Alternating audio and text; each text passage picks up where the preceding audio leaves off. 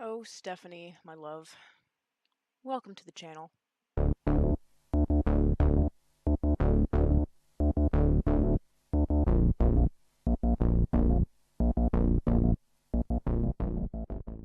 Life and Death was written by the one and only Stephenie Meyer, and is a special gender swap version of Twilight.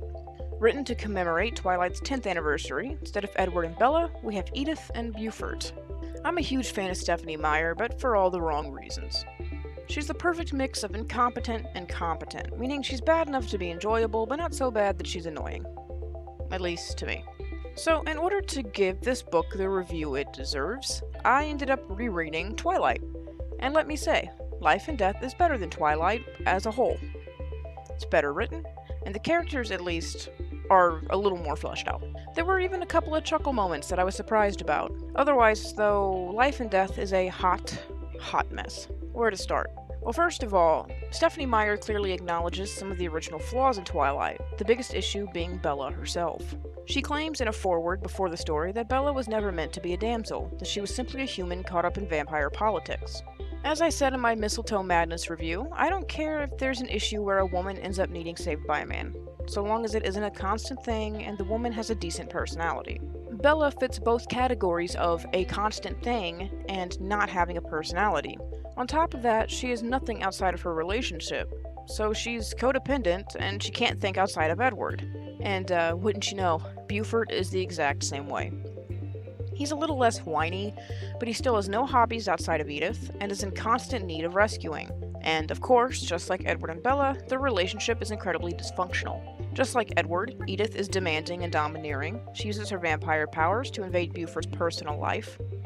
She goes on about how she isn't good for him, but still feels the need to track him down. She'll say and do things that make him angry and then mock his anger.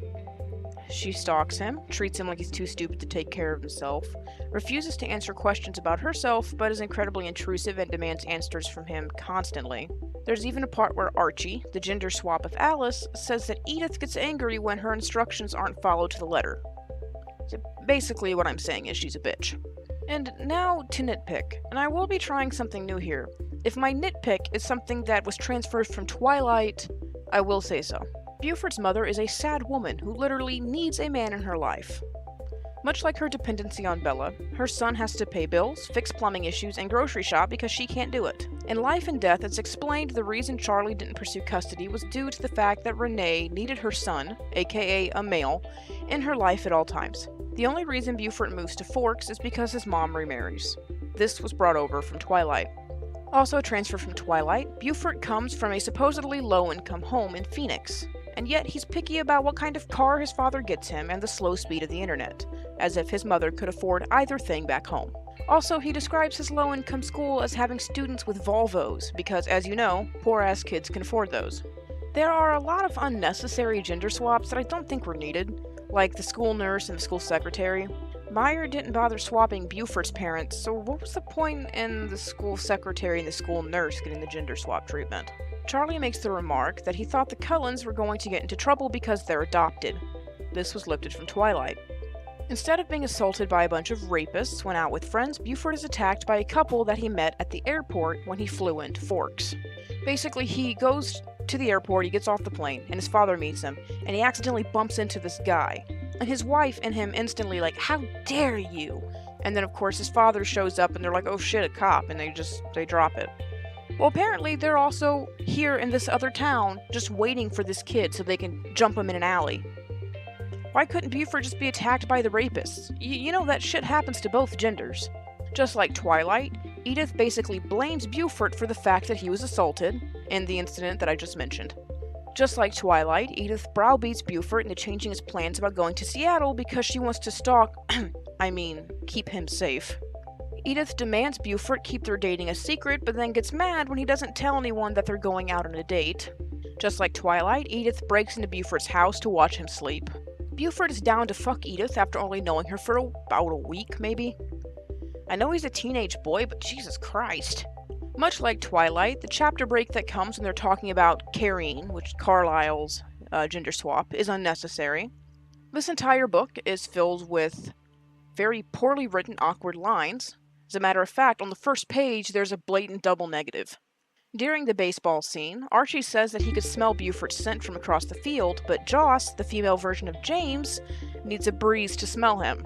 Instead of Bella taking dance lessons, Myers writes that Buford's mother taught dance lessons instead. Why is this bad? Well, it's dumb enough that James took Bella to the dance studio where she took lessons for a short period because it didn't mean anything to her. But now the dance studio means even less to Buford. So it holds no significance, and it makes no sense that Joss took him there. Just like Twilight, Joss takes her time torturing Buford so Edith can show up and save him. The werewolf Julie, Jacob's gender swap, and the rest of the werewolf clan only exist to tell a story about the Cold Ones, and then pop up again at the end. This makes sense in Twilight because they're set up for saga. Jacob, Julie's gender swap, ends up becoming another love interest for Bella. He plays more of an important role in the series as a whole. Here, they just show up, talk about shit Buford later finds on a Google search, and then disappear, adding nothing to the story. And finally, the Volturi are mentioned, even though Life and Death is a standalone book, and they have no significance. If you've never read Twilight, the Volturi are basically like vampire cops. They are in charge of, seeing to it that vampires remain inconspicuous. And, they play an important role in, the last 2 books of the series, of the saga. But they have no importance in the first one, which is what Life and Death is based on, and the Volturi are mentioned, I guess, just to make sure that readers know they still exist in the Life and Death universe. There's really no point, they have no significance. Okay, let's talk about some bigger issues.